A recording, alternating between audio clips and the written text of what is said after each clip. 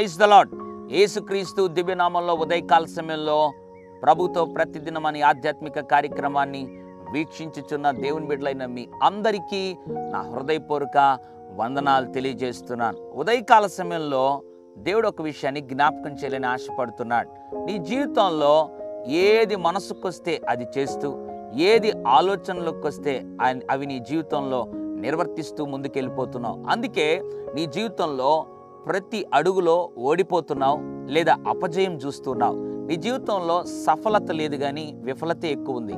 ఎందుకు కారణం? ఏది మనసుకొస్తే అది చేయటం, ఏది తలంపుకొస్తే ఇదే అనుకోండి, ఇదే నా జీవితంలో నా ఇష్టం, ఇదే నేను చేయాలి అని ఓ పట్టుతో వెళ్ళిపోతున్నావు. కాబట్టి నీ జీవితంలో సక్సెస్ కాలేకపోతున్నావు. అయితే ఉదయకాల సమయంలో మనం ఎప్పుడు అన్ని విషయాల్లో విజయం చూస్తామో తెలుసా? పరిశుద్ధ గ్రంథంలో నుండి ఒక మాటను దేవుడు జ్ఞాపకం చేయాలని ఆశపడుతున్నాడు.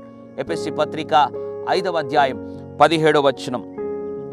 ఇందు నిమిత్తం మీరు అవివేకులు కాక ప్రభువు యొక్క చిత్తం ఏమిటో గ్రహించుకొనుడి. Praise the Lord. అవివేకులు కాకంట ప్రభువు యొక్క చిత్తం ఏమిటో గ్రహించుకోవాలి. నీ జీవితంలో ఇంతకాలం అవివేకంతో అన్నీ చేస్తూ వచ్చావు కాబట్టి ఓడిపోయావు. ఇక మీదట అవివేకులు కాకుండా ప్రభు యొక్క చిత్తం ఏమిటో గ్రహించుకో. ప్రభు యొక్క చిత్తం ఏమిటో గ్రహించుకొని నీ జీవితంలో నువ్వు నడవగలిగితే నీ జీవితంలో దేవుడు గొప్ప కార్యాలు చేయబోతున్నాడు. ప్రభు యొక్క చిత్తం ఏమిటో గ్రహించు. నీ వ్యాపారంలో, కుటుంబంలో, బిడ్డల జీవితంలో, వివాహ విషయంలో, లేదా నువ్వు పనిచేస్తున్న స్థలంలో, నువ్వు తలపెడుతున్నటువంటి ఏ కార్యక్రమమైనా నీ జీవితంలో అవివేకం విడిచిపెట్టి ప్రభువు చిత్తం ఏమిటో గ్రహించు. అలా నువ్వు అవివేకురాలు కాకుండా ప్రభు చిత్తం గ్రహించగలిగితే నీ జీవితంలో దేవుడు గొప్ప కార్యములు చేయుటకు ఆయన సిద్ధంగా ఉన్నాడు.